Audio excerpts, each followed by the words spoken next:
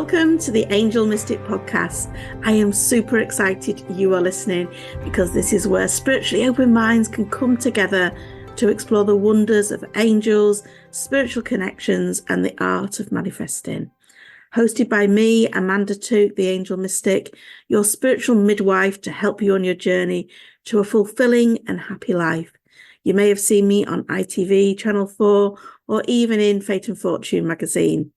In each episode, we will delve into the mystical world of angels, offering you insights, guidance, practical tools to deepen your connection with the upstairs so that you can find inner peace, happiness, joy, and create the life that you want. Tune in for weekly, fun conversations, transformational insights that will elevate your spiritual journey and awaken your inner mystic. Please hit subscribe now as we embark on a transformational adventure with the Angel Mystic Podcast. Welcome back to the Angel Mystic Podcast. In this podcast today, we are discussing, could you be psychic? So let us delve in, because sometimes psychabilities are misconstrued. People think it's some sort of freaky ability that only some people can have. I am willing to bet that yes, you definitely could be psychic.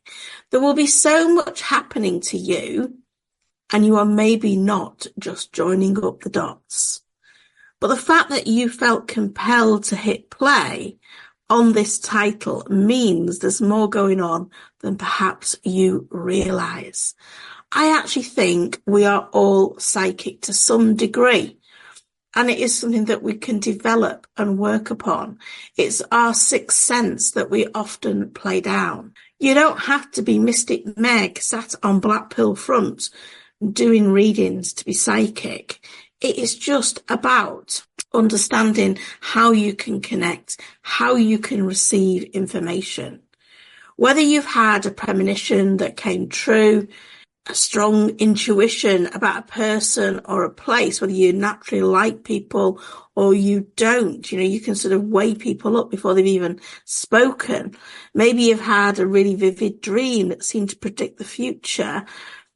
We've all had those sorts of moments where we just know things, and this is your psychability. This is your psychic ability. What does it really mean to be psychic, though? Is it something that you can develop? Well, I honestly believe you can, because psychic ability is often referred to as extrasensory perception, ESP.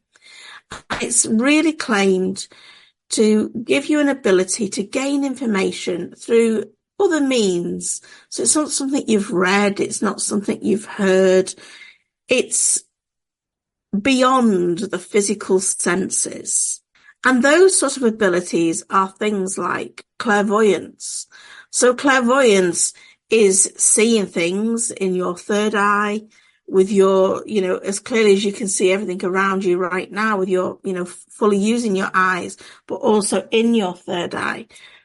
It can also be seeing signs. This is all clairvoyance. Clairaudience is always about hearing things. This is things that, are audible with your ears, as you can hear me talking to you now, but also in your mind as well. Then we have things like telepathy. I mean, I love telepathy, and it works so well with some people and others not so well. When my children were younger, Brad and I could communicate easily with telepathy. And he'd just go, I'm sending you something, Mum. And I'd go, okay. I'd receive it. And I went, I'll send your answer back. And I'd send it back. It used to frustrate the hell out of Corrie because she couldn't tap into that. We can't all do everything, but some things are easier than others. I can remember one day I was going meeting a friend for lunch, and she said, we've made arrangements to meet at a certain place at a certain time. And I was running late, so I sent her a message by telepathy that I was going to be late. And she sent me another message back and said, well, let's meet at a different place. And we absolutely did that. We both got the message. Telepathy is incredible. It's direct communication between two minds. So sometimes I play telepathy games and I will project an image and get people to guess what it is. It's a good psychic thing that you can sort of test out and play and have fun with. And then we've got precognition, which is knowing things, predicting future events, which is incredible. You know, that might come to you via dreams. That might just be a deep knowing, but you can predict. You can see into the future. You will know what's going to happen. And this is all psychabilities. And then we have psychokinesis. I was trying to say that. But that's the ability to move objects with your mind. It almost feels like it's a bit of a party trick, something somebody would do on a demonstration, bending spoons, moving things. That's all of that. But these abilities are often portrayed, you know, in movies, in shows and stuff like that. But what about in real life? Do ordinary people possess these abilities? Well, yes, they do. How can we develop them? You don't have to be, like I said before, Gypsy Rose Lee with your crystal ball. You can just use psychic things in everyday life.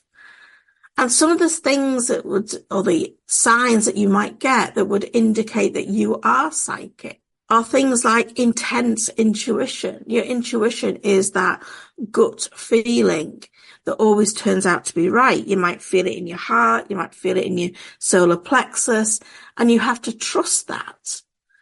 And I get that sometimes it's hard to trust. I think the only thing with our development we need to work on is trust. But this intuition will show up for you. It will get so naggy for you that you can't ignore it, that you have to follow it, that you have to trust it.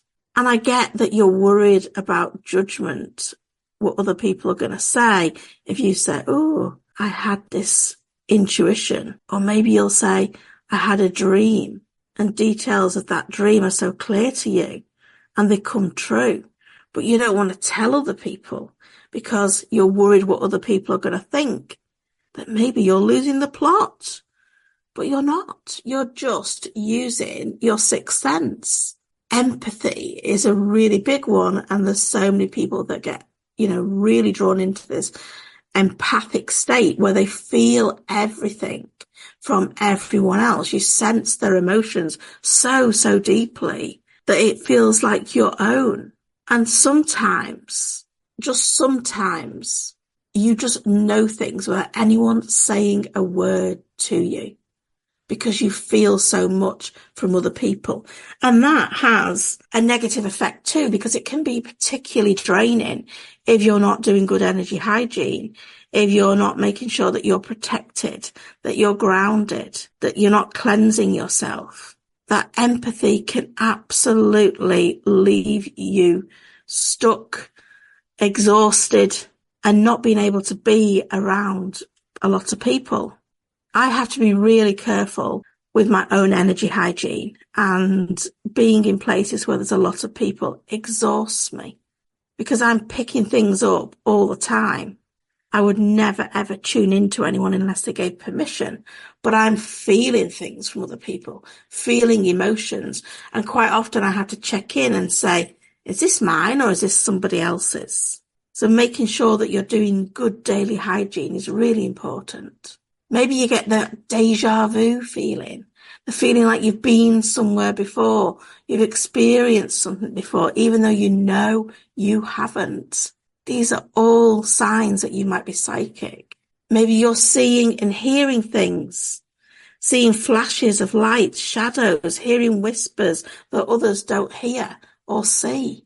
You're picking things up or having strong reactions to people, to places, because they give you a strong sense of that you've been there before, or a discomfort without any reason or knowing.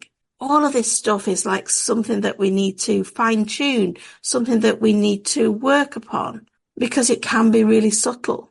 But if you're resonating with anything that I've said up to now, you might be tapping into some form of psychability. So how can we get better with these skills? How can we develop them? It requires practice. it requires openness. Of course, the great old meditation, it's always going to help because that quietens your mind. It calms your mind. It heightens your awareness. It makes you more sensitive to subtle things. And then we've got mindfulness, those things that we can do to stay present, to make us more in tune to the subtle signs that are going on, being in the now, being quiet, being still, and keeping a record of this in a journal is really going to help you. Record your intuitions, those gut feelings, those dreams, those experiences. Look for patterns. Do they happen just before a certain event? Start to join up the dots for yourself. And working our visualization muscle, because visualization is great for manifesting, but it's also great for spiritual development. It's a double-edged sword. But practicing your visualizations, your scenarios that can play through in your mind so you can get them clearer and crisper, can help you accurately predict outcomes. Of course, there's lots of courses, workshops you can do. I've got some free training coming up. You can have a look at that. But you need to trust your gut 100%. You need to lean in to that trust. Act on your intuition without second guessing it, without doubting yourself, without being worried what other people are going to think or say. I have been a psychic all my life, secretly psychic for many years when I was younger, because people are fearful of your ability.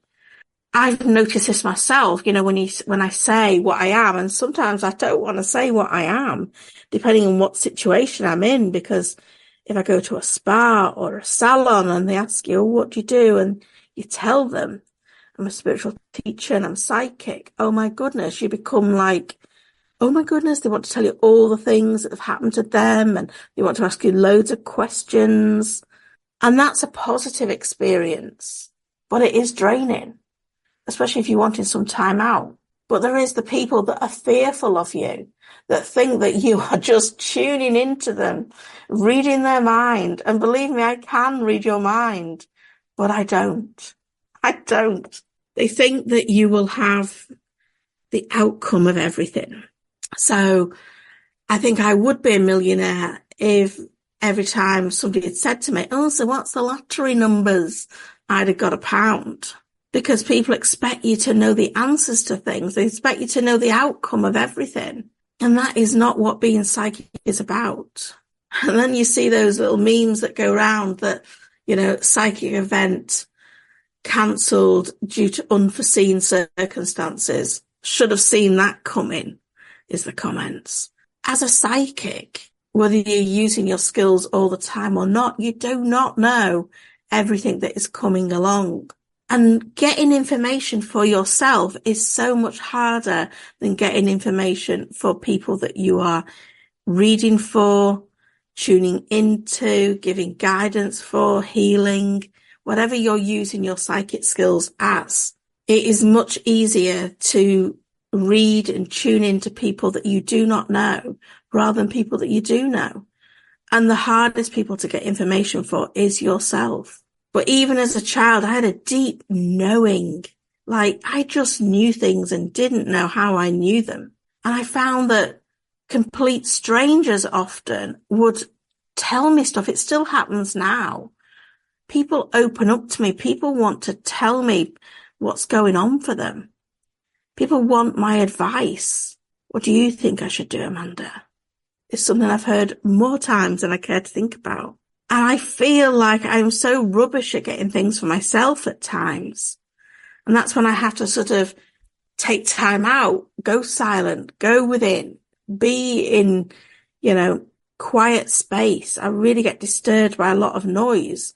But the irony is I also like a lot of noise. I love drumming. I love like loud music, but I don't like just the bumble of a lot of noise or screeches or screams and shouts. And like if you're in a space where there's a lot of people going on, I can't get anything. It's like I can't hear my guidance.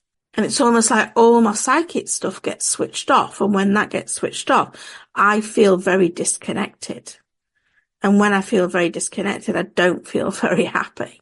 So it's about being in those right environments for me. But the other thing I would say is I often feel like a human lie detector.